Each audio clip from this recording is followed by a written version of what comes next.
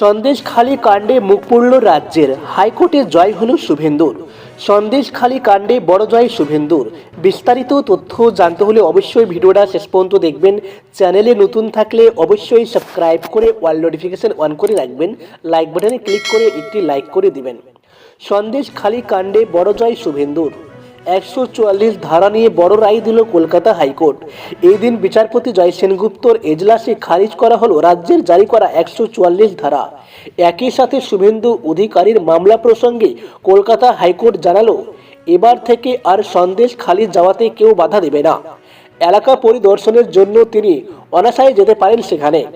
এই দিন সন্দেশখালীতে জারি হওয়া 144 ধারা সম্পর্কে বিচারপতি বলেন, সাধারণত যে জায়গায় বিশৃঙ্খলা চরমে পৌঁছায় সেই সব জায়গাকে চিহ্নিত করে 144 ধারা জারি করা হয়।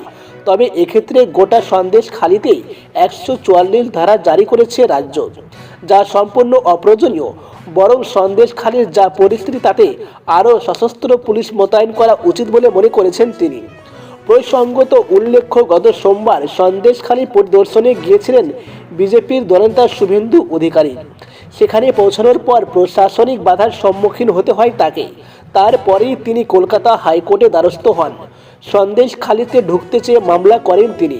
এই দিন সেই মামলার খারিজ করে বিচারপতি বলেন, যেহেতু 144 ধারা বাতিল করা হলো, তাই আর এই মামলার প্রয়োজন নেই।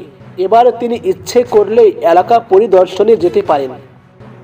প্রসঙ্গত উল্লেখ্য, গত বুধবার থেকে উত্তপ্ত হয়ে ওঠে সন্দেশখালীর পরিস্থিতি। তৃণমূলের গুন্ডা শেখ শাহজাহানের কুকর্মের বিরুদ্ধে সরব হয় সন্দেশখালীর সাধারণ মানুষজন। মেয়েদের উপর হওয়া ধর্ষণের প্রতিবাদে লাঠি ঝাঁটা হাতে পথে নামে সন্দেশখালীর আদিবাসী মহিলারা। এরপরেই পরিস্থিতি নিয়ন্ত্রণে আনতে গোটা এলাকায় জারি করা হয় 144 ধারা। বন্ধ করা হয় ইন্টারনেট পরিষেবা। তারপরে কলকাতা হাইকোর্টের দ্বারস্থ হয় বাম নেতৃত্ব। মঙ্গলবার সেই মামলা প্রসঙ্গে রাজ্যের কাছে প্রশ্ন রাখেন বিচারপতি জয় সেনগুপ্ত।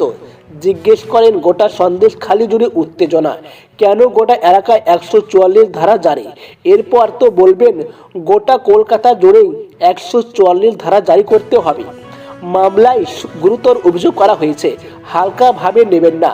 তখনই আইনজীবী বিকাশ রঞ্জন ভট্টাচার্য বলেন, এই ঘটনায় পুলিশ আধিকারিকরা অভিযুক্ত।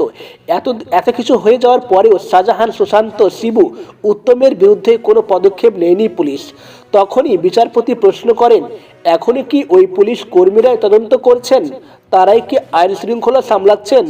জবাবে বিকাশ রঞ্জন জানান, পুলিশই সামলাচ্ছেন। জবাব শুনে ভর্ৎসনার সুরে বিচারপতি সেনগুপ্ত বলেন, গত 3 বছর ধরে পুলিশ কোনো অভিযোগ নেয়নি বলে দাবি। এলাকার মহিলারা নিরাপত্তার অভাব বোধ করেছেন। এত কিছু অভিযোগের পরে আদালত চোখ বন্ধ করে থাকতে পারে না।